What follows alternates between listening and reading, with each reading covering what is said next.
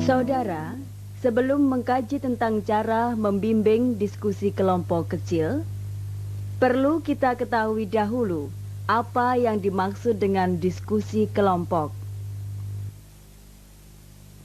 Diskusi kelompok adalah percakapan dalam kelompok untuk mencapai suatu tujuan bersama dan dilaksanakan dengan teratur dengan memberikan kesempatan pada semua anggota kelompok untuk memberikan urunan pendapat. Diskusi kelompok terjadi pada berbagai bidang kehidupan, antara lain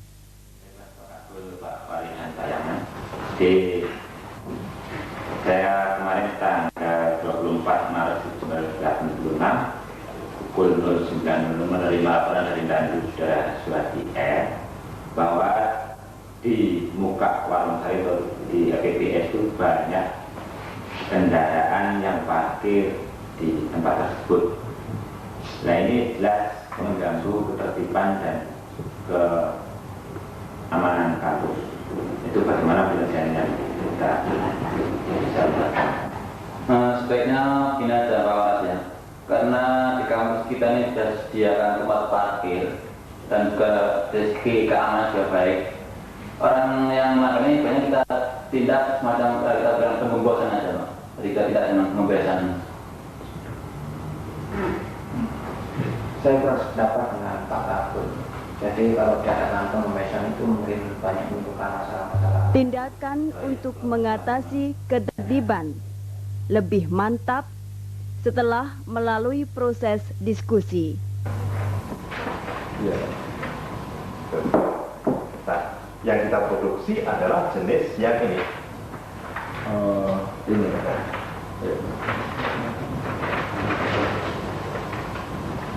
Bagaimana? Karena Pak, kami memang sudah biasa memakai produk semacam ini.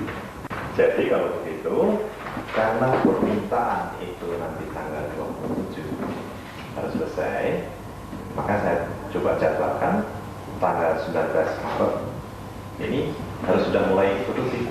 Bagaimana? Iya Pak, kebetulan tanggal 17 ini kami sudah selesai mengerjakan yang lain. Saya kira bisa selesai. Iya, iya. Nah, sekarang ini bahan yang akan kita produksi. Ini sudah dikopikan, ini yang harus dipindah. Iya. Agar pelaksanaan tugas memuaskan, perlu sumbangan pikiran dari beberapa teman. Lalu apakah arti diskusi kelompok dalam kegiatan belajar mengajar? Pengertian diskusi kelompok kecil dalam kegiatan belajar mengajar sama dengan pengertian diskusi kelompok pada umumnya, dengan penekanan pada beberapa syarat utama seperti melibatkan kelompok dengan anggota antara 3 sampai dengan 9 orang, mempunyai tujuan yang akan dicapai bersama dengan jelas, dipimpin seorang guru atau seorang siswa, berlangsung dalam interaksi tatap muka yang bebas, serta memberi kesempatan pada anggota kelompok untuk mengemukakan pendapat. Pertukaran pendapat berlangsung secara teratur dan sistematis menuju suatu kesimpulan. Diskusi kelompok merupakan satu pengalaman belajar yang dapat diterapkan dalam berbagai bidang studi dan memberi keuntungan bagi siswa, antara lain siswa terlatih untuk berpikir, mengemukakan pendapat, berkomunikasi, mengambil keputusan, dan memiliki semangat kerjasama yang sehat. Ada 6 keterampilan yang harus dimiliki guru agar dapat membimbing siswa untuk berdiskusi, yaitu 1. Selama diskusi berlangsung, dari awal sampai akhir, guru harus berusaha memusatkan perhatian siswa pada masalah yang didiskusikan. 2. Jika terjadi penyampaian informasi yang kurang jelas, maka guru harus memperjelas penyampaian ide tersebut. 3. Jika terjadi perbedaan pendapat antara anggota kelompok, guru harus berusaha agar perbedaan pendapat dapat membimbing kelompok untuk berpartisipasi secara konstruktif dan kreatif. 4. Guru atau pemimpin diskusi harus mampu meningkatkan urunan pikiran yang diberikan oleh siswa. 5.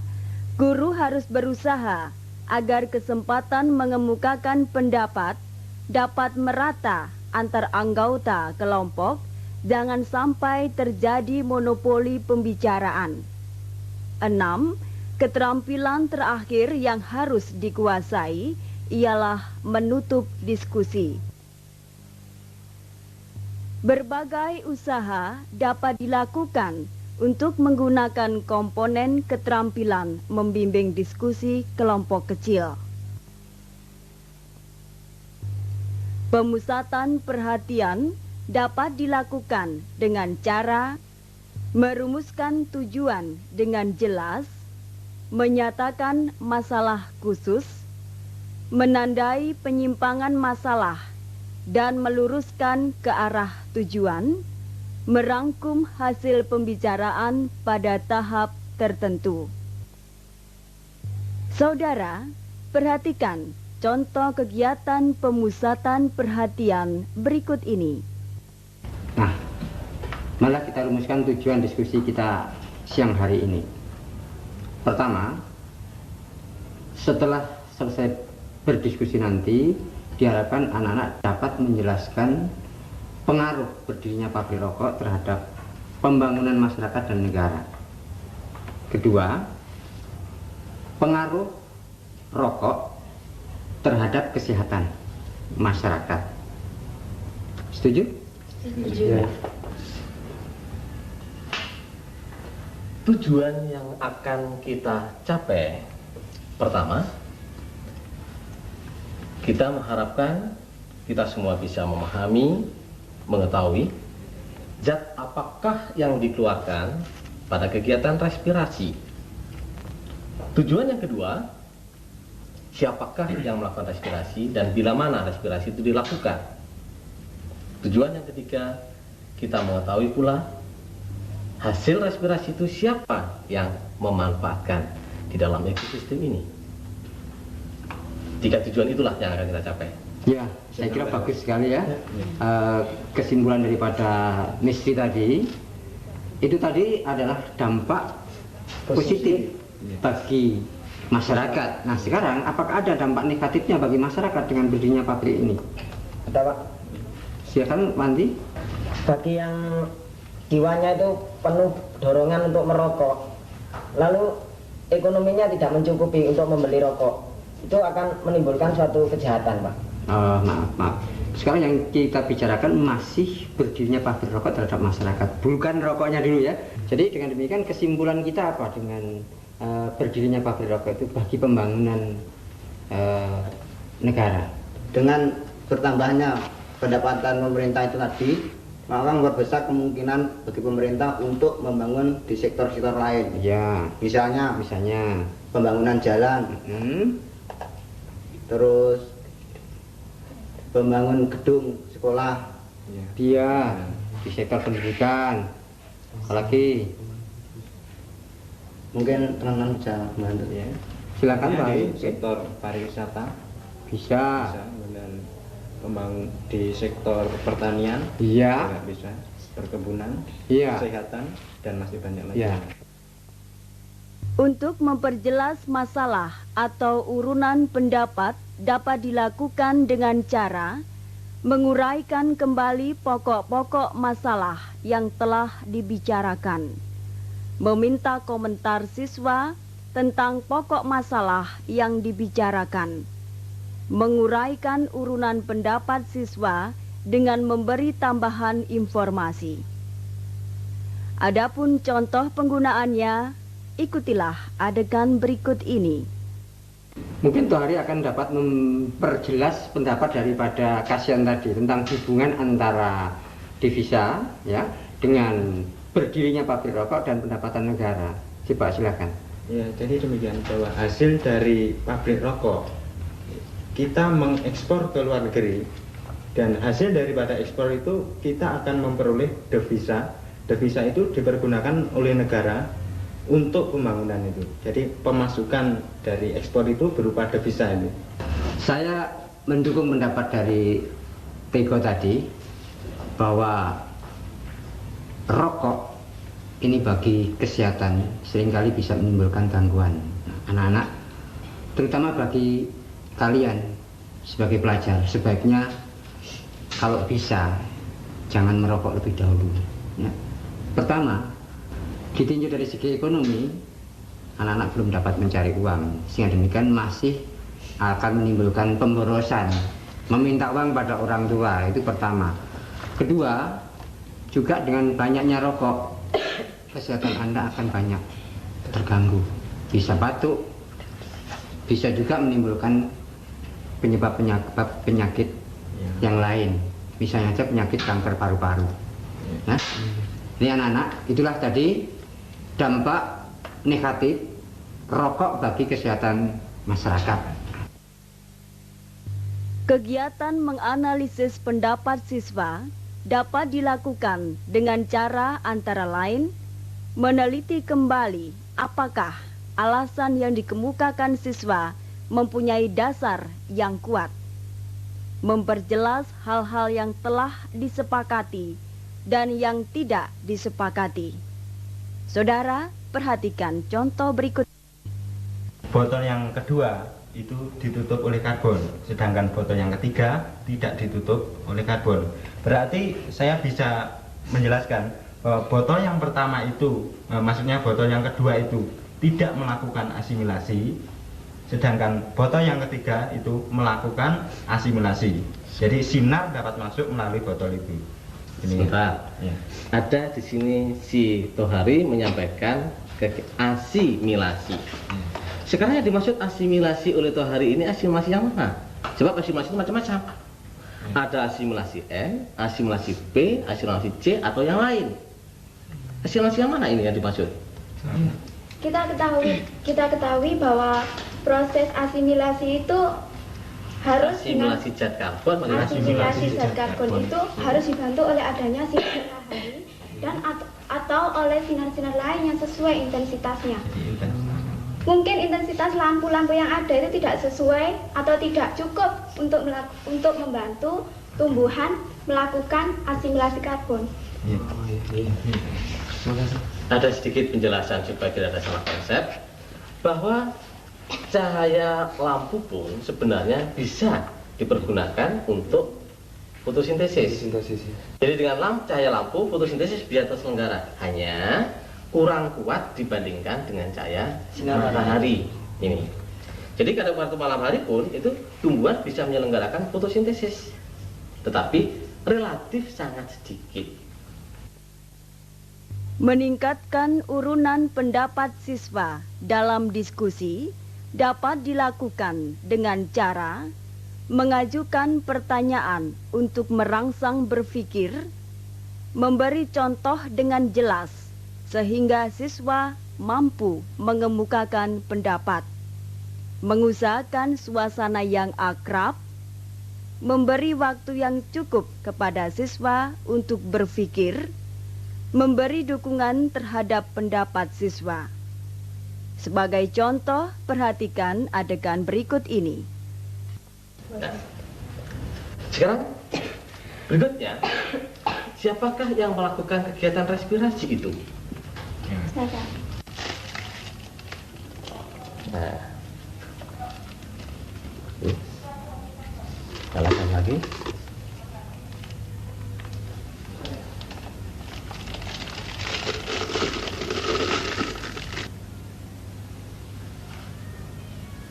Nah, iya. Yes.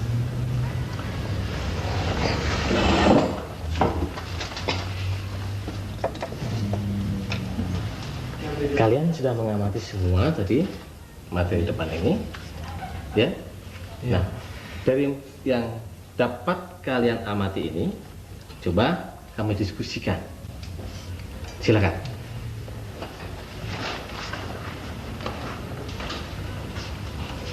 Siapa yang mau mulai? Sehingga tumbuhan di dalam botol itu tidak melakukan fotosintesis. Sebentar. Di sini harus ada kejelasan. Menyerap cahaya dan tembus cahaya. Yang dimaksud oleh Yanti di sini, tembus cahaya apakah menyerap cahaya? Tembus cahaya. Nah, bagus. Tidak tembus cahaya. Sehingga di sini cahaya tidak masuk sampai dengan tumbuhan di dalamnya. Sedangkan yang ketiga, foto ketiga, cahaya bisa masuk sampai ke dalam. Sekarang dari situ, apa kepentingan cahaya dalam hal ini? Agar semua diskusi dapat ikut berpartisipasi dalam pemberian urunan pendapat, pimpinan diskusi dapat melakukan usaha antara lain sebagai berikut: memancing urunan siswa untuk mengemukakan pendapatnya, mengusahakan agar tidak terjadi pembicaraan serentak, mencegah monopoli pembicaraan, mendorong siswa untuk memberi komentar, meminta persetujuan pada siswa. Nah, saudara, perhatikan beberapa contoh berikut ini. Sejak tadi saya lihat Yanti masih belum berbicara. Mungkin sekarang mau memberikan urun pikiran terhadap diskusi kita ini. Silakan. Ya, memang benar ya jawaban ini tadi. Tetapi dari mana cukai tersebut bisa diperoleh dan kira-kira berapa besarnya? Boleh Pak, saya bisa membantu. Sebentar ya, sekali biar Teko, silakan Teko. Begini Mbak Is ya, cukai itu diperoleh pemerintah dari ataupun konsumen rokok itu sendiri yang telah ditetapkan dari bandrol yang Kegiatan menutup diskusi antara lain dengan cara membuat rangkuman hasil diskusi, memberi bayangan tindak lanjut hasil diskusi seperti memberi tugas untuk mencoba sesuatu, mempelajari bahan topik diskusi, berhitung, dan sebagainya. Siswa diajak untuk menilai proses maupun hasil diskusi. Sebagai contoh, perhatikan sajian berikut. Nah, anak-anak, sekarang siapa yang akan memberikan kesimpulan terakhir dari diskusi kita yang telah kita lakukan sekarang ini? Saya. Maaf Suwanti, saya kira telah banyak memberikan urun pikir tadi. Mungkin Ismiati rupanya akan menyimpulkannya. Terima kasih. Silakan. Dari diskusi kita tadi dapat saya simpulkan bahwa dampak berdirinya pabrik tersebut yang pertama bagi masyarakat ditinjau dari segi positifnya. Yang pertama bahwa dengan berdirinya pabrik rokok memungkinkan dapat menyerap tenaga kerja baru. Yang kedua dapat mendorong timbulnya usaha-usaha produksi yang lain. Yang ketiga berarti mendorong perluasan areal, maksud saya mendorong timbulnya perluasan perkebunan yang dapat menunjang pabrik rokok tersebut.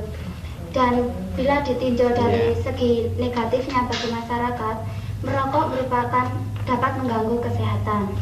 Yang kedua, bila pengaruh pabrik rokok terhadap negara, misal yang pertama, dengan berdirinya pabrik rokok berarti menambah pendapatan bagi negara. Yang kedua, dengan bertambahnya pendapatan tersebut memungkinkan pemerintah untuk membangun di sektor-sektor lain, misalnya dengan membangun. Bagaimana proses diskusi kita ini? Tohari? Dengan kita melakukan diskusi kali ini, kita dapat mengungkapkan. Sebentar. Ya. Bagaimana prosesnya? Lancar nggak? Ya, saya kira menurut saya diskusi ini cukup lancar dibanding pada yang lalu. Ya. Kemudian dengan adanya kita berdiskusi ini, kita kan bisa mengungkapkan isi hati kita dan pikiran kita, mungkin juga menambah perbendaharaan pengetahuan kita yang diperoleh dari pengetahuan rekan-rekan itu. Ya. Juga akan kita tanggap bagaimana keadaan lingkungan kita. Dengan berdiskusi ini kita akan mengetahui bagaimana keadaan lingkungan kita sebenarnya.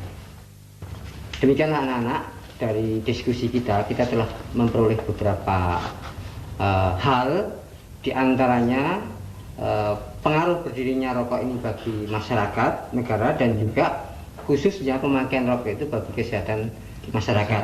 Nah, anak-anak, saya kira saya tekankan sekali lagi, terutama tentang pemakaian rokok ini bagi kita, ya, bagi kita, terutama bagi anak-anak sendiri. Anak-anak masih pelajar, ya. Sehingga demikian saya harapkan kalau mungkin sebaiknya tidak usah merokok dulu, ya. Kalau sudah terlanjur, ya, dibatasi sedikit saja. Sebab apa? Sebab pertama, anak-anak ekonomi masih tergantung pada orang tua, kan menyusahkan orang tua, ya, menambah beban orang tua. Kedua kalinya juga dapat mempengaruhi terhadap kesehatan kita, ya. Saudara, demikianlah berbagai contoh penggunaan komponen keterampilan membimbing diskusi kelompok kecil. Untuk memperjelas proses diskusi, perhatikan episode berikut ini. Selamat pagi anak. Selamat pagi. Pada pagi hari ini kita akan melakukan diskusi dengan topik respirasi.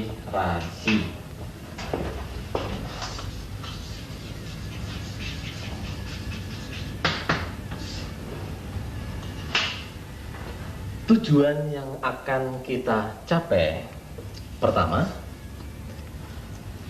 kita mengharapkan kita semua bisa memahami, mengetahui zat apakah yang dikeluarkan pada kegiatan respirasi. Tujuan yang kedua, siapakah yang melakukan respirasi dan bila mana respirasi itu dilakukan. Tujuan yang ketiga, kita mengetahui pula hasil respirasi itu siapa yang memanfaatkan di dalam ekosistem ini. Tiga tujuan itulah yang akan kita capai. Untuk acuan itu, kita akan melihat ke depan.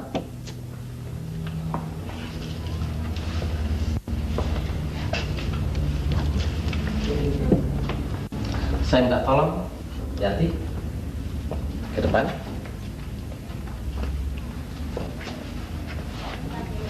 Masukkan Yanti. Nah, nyalakan lagi.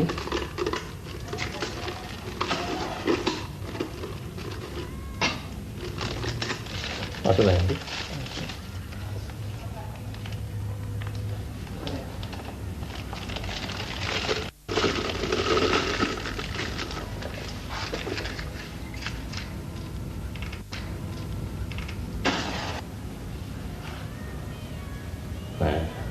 Iya. Terus kalian sudah mengamati semua tadi materi depan ini, ya? Nah, dari yang dapat kalian amati ini, coba kami diskusikan. Silakan.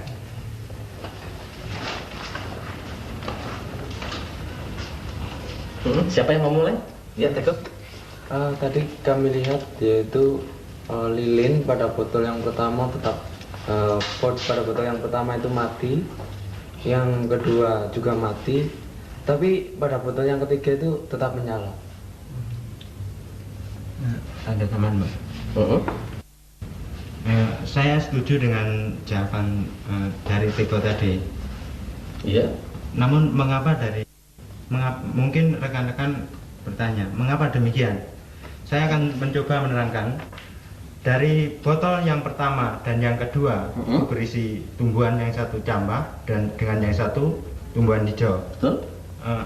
Saya mau menjelaskan bahwa tumbuhan dalam botol tersebut melakukan respirasi atau pernapasan sehingga udara yang ada di dalam botol itu tidak ada O2-nya dan tidak membantu adanya pembakaran lilin tadi. Selain daripada yang mengganggu atau yang memadamkan lilin tadi, saya juga berpendapat karena dalam lilin tadi itu juga ada yang mengganggu, maksudnya yang merintangi adanya, atau saya tadi mengatakan bahwa yang pertama tadi ya, bahwa lilin itu maksudnya tidak ada yang membantu, ataukah katakanlah tidak ada syarat adanya lilin itu nyala. Kan lilin nyala memerlukan sesuatu. Tetapi yang kedua ini saya mengatakan bahwa lilin tadi ada yang menghalangi, karena nyalanya itu dihambat oleh sesuatu. Saya mengatakan bahwa lilin itu padam karena dihadang atau dimatikan oleh CO2 yang ada di dalam kedua botol itu, hasil daripada respirasi tadi, CO2 yang dihasilkan dari respirasi kedua tumbuhan itu. Maaf Pak, tapi mengapa pada botol yang ketiga nyala lilin tidak mati? Begini Yanti ya, dari pertanyaanmu tadi, botol yang pertama kan terbuka, maksudnya tidak ditutup oleh karbon. Yang kedua dan yang pertama itu ditutup oleh karbon. Maksudnya gimana? Yang pertama ditutup oleh karbon. Yang kedua ditutup oleh karbon, sedangkan yang ketiga tidak ditutup oleh karbon. Jadi pada tumbuhan yang ada pada botol yang ketiga itu kan melakukan asimilasi, jadi menghasilkan O2 yang diperlukan untuk pembakaran tadi. Sebentar, kita kembali pada tujuan. Kita tahap per tahap ya. Bahwa dalam tujuan tadi yang pertama akan kita coba untuk membuktikan adalah zat apa yang dikeluarkan di dalam kegiatan respirasi. Jadi kita belum pindah ke asimilasi. Saya lihat tadi memang sementara yang banyak Aurun pikir itu Tohari, yang lain belum. Nah ini barangkali silakan ya. Di sini saya dapat mengambil suatu kesimpulan sementara bahwa zat yang dikeluarkan dalam respirasi adalah CO2. Buktinya pada botol pertama dan botol kedua tadi lilin tersebut mati. Bagus. Jadi itulah kesimpulan yang pertama, bahwa kegiatan respirasi menghasilkan karbon dioksida. Di sini dibuktikan bahwa nyala lilin padam. Nah, sekarang berikutnya, siapakah yang melakukan kegiatan respirasi itu? Saya. Ya. Yang melakukan kegiatan respirasi tersebut adalah semua makhluk hidup, baik itu tumbuhan maupun hewan. Saya setuju dengan pendapat Ismiati, dan semua organisme itu melakukan respirasi pada setiap saat. Sebentar Pak ya. Iya, tadi Anda katakan yang melakukan respirasi itu tumbuhan hijau dan hewan. Di manakah letak manusia? Apakah manusia itu juga tidak mengadakan respirasi? Ya, saya akan mencoba menjawab pertanyaan Teko ya. Tadi saya katakan bahwa yang melakukan respirasi itu semua makhluk hidup, baik itu tumbuhan maupun hewan. Nah, manusia di sini terletak pada konsep hewan. Jadi termasuk dalam konsep hewan. Iya, saya mau menanggapi pendapat pertanyaan Teko tadi, bahwa respirasi adalah dilakukan oleh semua makhluk hidup. Tapi kalau kita lihat botol kedua dan ketiga itu tumbuhan sejenis. Tapi mengapa botol kedua itu lilin tadi padam dan botol ketiga lilin tetap menyala? Bagus. Jadi di sini kasihan memperhatikan jenis tumbuhan. Bahwa jenis tumbuhan yang pada botol kedua dan botol ketiga sama. Tapi setelah diuji dengan nyala lilin, nyala api, menghasilkan hasil yang berbeda. Nah, mengapa ini? Ya, Misri.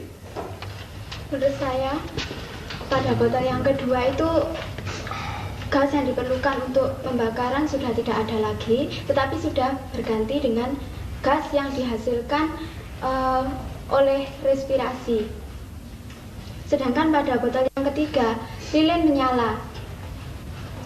Dan saya bisa bisa mengambil kesimpulan bahwa di dalam botol yang ketiga itu masih ada gas yang membantu pembakaran. Pak, saya belum jelas yang dikatakan oleh Mistri tadi. Karena botol kedua dan botol ketiga itu sama-sama ditutupnya, Pak. Tapi mengapa kedua itu tidak dapat melakukan fotosintesis dan yang ketiga kok bisa melakukan fotosintesis? Bagus. Ya, silakan. Tadi botol yang kedua itu ditutup oleh karbon, sedangkan botol yang ketiga tidak ditutup oleh karbon. Berarti saya bisa menjelaskan bahwa botol yang pertama itu, maksudnya botol yang kedua itu tidak melakukan asimilasi, sedangkan botol yang ketiga itu melakukan asimilasi. Jadi sinar dapat masuk melalui botol itu. Sebentar. Ya. Ada di sini si Tohari menyampaikan asimilasi. Sekarang yang dimaksud asimilasi oleh Tohari ini asimilasi yang mana? Sebab asimilasi itu macam-macam. Ada asimilasi N, asimilasi P, asimilasi C atau yang lain. Asimilasi yang mana ini yang dimaksud? Ya, mungkin yang dimaksud Tohari tadi asimilasi zat karbon. Bagus. Nah, jadi asimilasi zat karbon, kemudian ada proses ada hubungannya dengan ditutup karbon dengan tidak ditutup karbon. Nah, ini apa tadi masalahnya ini? Mengapa kok di sini yang ditutup karbon tidak menyelenggarakan asimilasi karbon, di sini tidak melakukan asimilasi zat karbon? Ya, mungkin Yanti barangkali. Dalam botol 1 dan 2, dalam botol kedua aja ya. Dalam botol itu ditutup oleh karbon sehingga karbon tersebut tidak dapat menyerap cahaya. Sehingga tumbuhan di dalam botol itu tidak melakukan fotosintesis. Sebentar. Di sini harus ada kejelasan. Menyerap cahaya dan tembus cahaya. Yang dimaksud oleh Yanti di sini, tembus cahaya apakah menyerap cahaya? Tembus cahaya. Nah, bagus.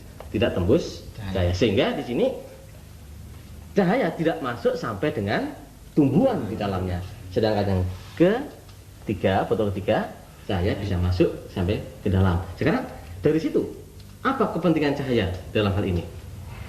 Tego. Tadi kita lihat pada botol kedua tadi ditutup dengan karbon agar cahaya tidak masuk, karena kita semua telah tahu yaitu apabila tumbuhan itu katakanlah tumbuhan hijau itu melakukan asimilasi C, itu pasti membutuhkan sinar, dan kebutuhan sinar di dalam botol yang kedua tadi tidak ada dan ataupun tidak tercukupi, sehingga dalam botol yang kedua tadi tidak dapat melakukan asimilasi C. Sedangkan pada botol yang ketiga tadi tidak ditutup dengan karbon, sehingga memungkinkan sinar-sinar itu masuk dan botol itu menghasilkan apa itu? O2. Ya, menghasilkan O2 untuk O2 yang dihasilkan dari asimilasi C tadi. Bagus. Jadi di sini pada botol ketiga selain ada kegiatan respirasi juga melakukan kegiatan asimilasi C. Asimilasi zat karbon atau dikenal dengan istilah lain fotosintesis. Nah, dari hasil diskusi hari ini kita coba untuk menyimpulkan bersama. Siapa yang akan menyimpulkan papan tulis? Nah ini, silakan ya, ke depan.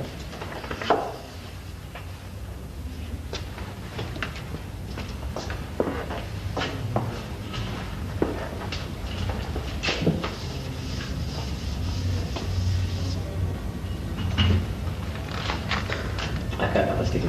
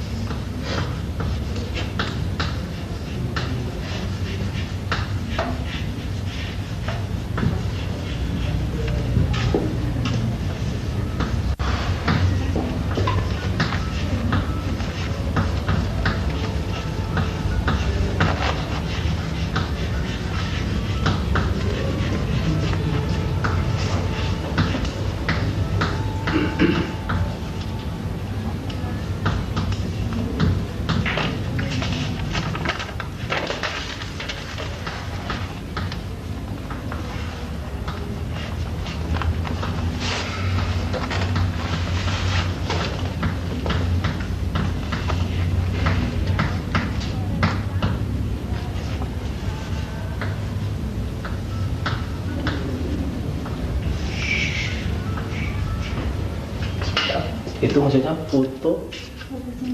Nah, coba betulkan saya. Oh ya, keliru tulisnya.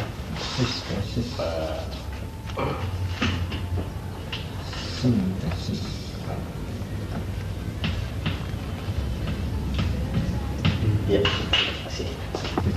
Ya. Coba perhatikan kemari. Bagian kesimpulan yang ketiga.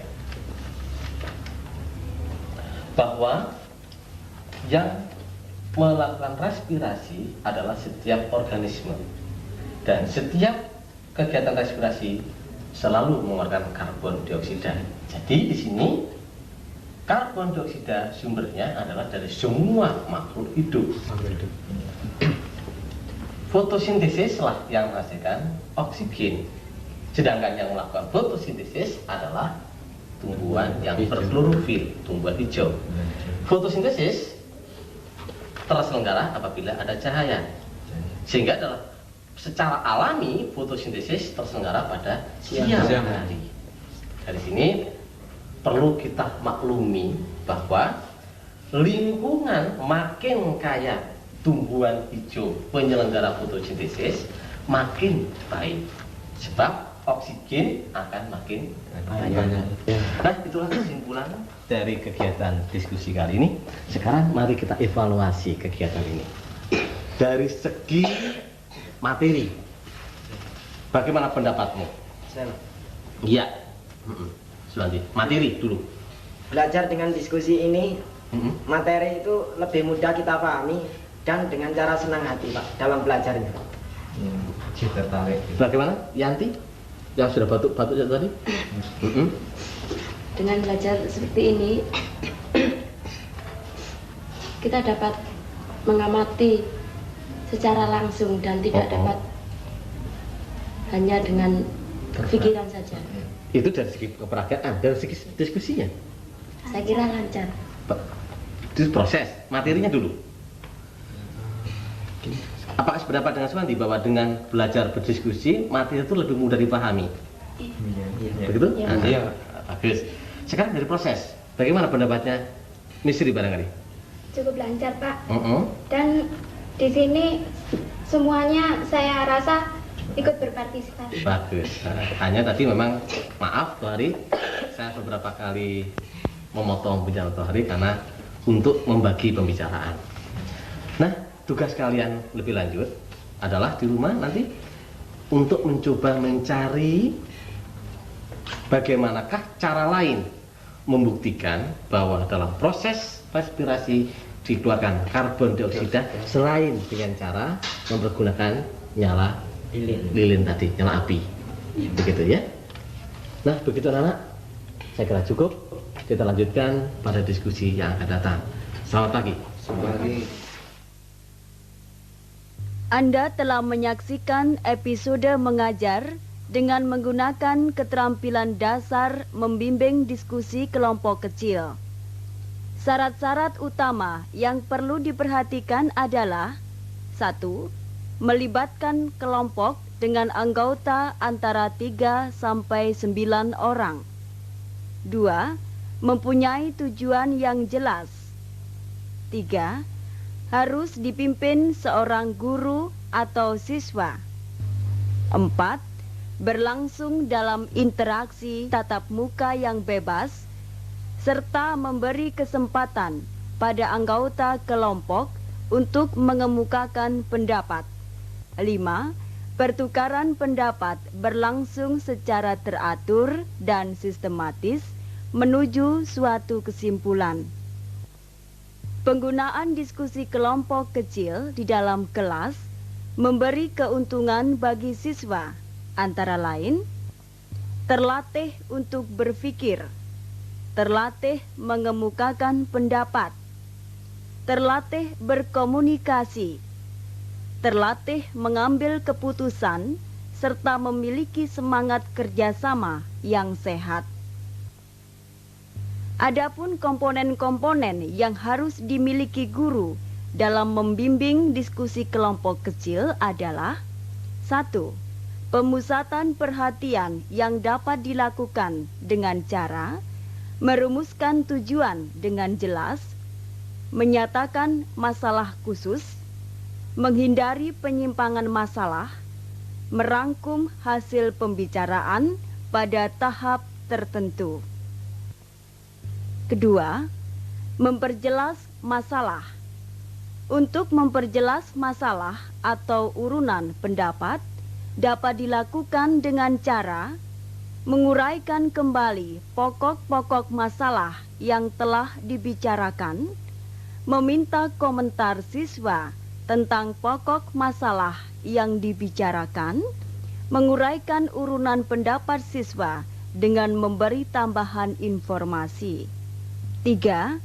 Menganalisis pendapat siswa dengan meneliti kembali apakah alasan yang dikemukakan siswa mempunyai dasar yang kuat, memperjelas hal-hal yang telah disepakati dan yang tidak disepakati. 4. Meningkatkan urunan pendapat siswa dalam diskusi dengan cara mengajukan pertanyaan untuk merangsang berpikir, memberikan contoh dengan jelas sehingga siswa mampu mengemukakan pendapat, mengusahakan suasana yang akrab, memberi waktu yang cukup untuk berpikir, mendukung pendapat siswa. 5. Menyebarkan kesempatan berpartisipasi, memancing urunan siswa, mencegah pembicaraan serentak, mencegah monopoli pembicaraan, mendorong siswa memberikan komentar pendapat teman, meminta persetujuan pada siswa. 6. Menutup diskusi antara lain dengan cara membuat rangkuman hasil diskusi, memberi gambaran tindak lanjut hasil diskusi, mengajak menilai proses dan hasil diskusi. Nah, saudara, demikianlah pembicaraan kita tentang membimbing diskusi kelompok kecil. Sampai jumpa dan selamat berlatih.